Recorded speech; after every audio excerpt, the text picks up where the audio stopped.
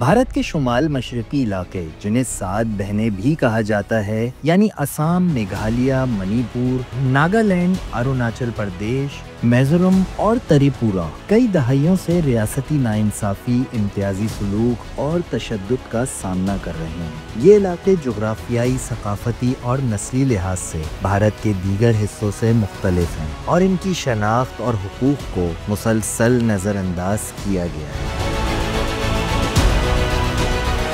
1971 کے بعد ان علاقوں کی سرگرمیوں کو بھارت نے محض شور شرابہ کہا، لیکن حقیقت یہ ہے کہ ان علاقوں کے لوگ کئی دہائیوں سے مسلسل استحصال، نظر اندازی اور انسانیت سوز سلوک کا سامنا کر رہے ہیں۔ اسی وجہ سے ان کے اندر علیحدگی کی سوچ پنپنے لگی ہے۔ بھارت نے انسانی حقوق کے عالمی معاہدوں پر دستخط تو کیے مگر ان پر عمل نہیں کیا۔ حکومت کی پالیسیاں ان علاقوں میں تشدد اور نفرت کو مزید بڑھاوا دیتی ہیں،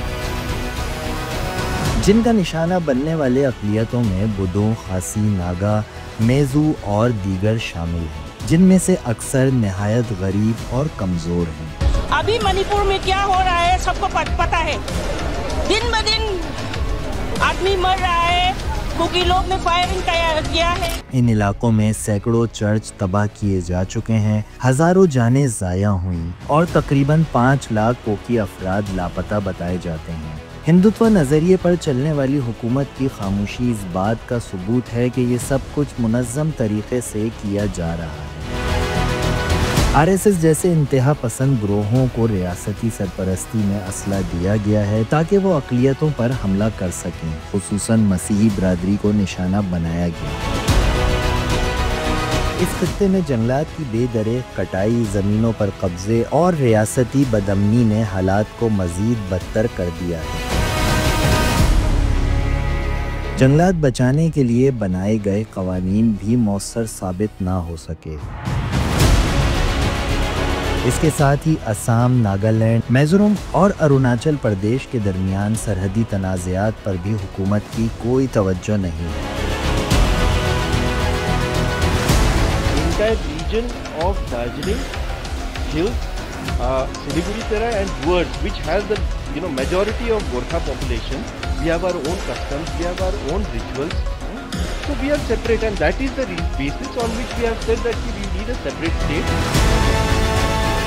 سیاسی طور پر یہ علاقے پارلیمنٹ میں نمائندگی سے محروم ہیں، جس کی وجہ سے ان کی آواز دب جاتی ہے۔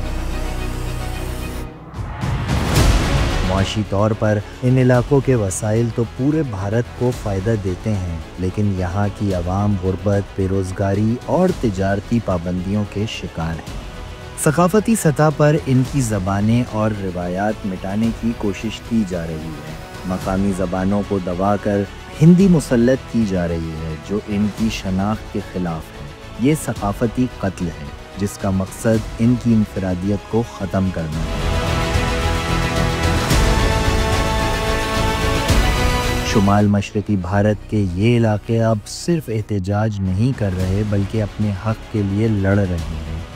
ان کے لیے آزادی اب صرف ایک خواب نہیں بلکہ ایک حق ہے، ایک ایسا حق جسے کئی سالوں سے چھینا گیا، مگر اب وہ اسے واپس لینے کے لیے پرعزم ہے۔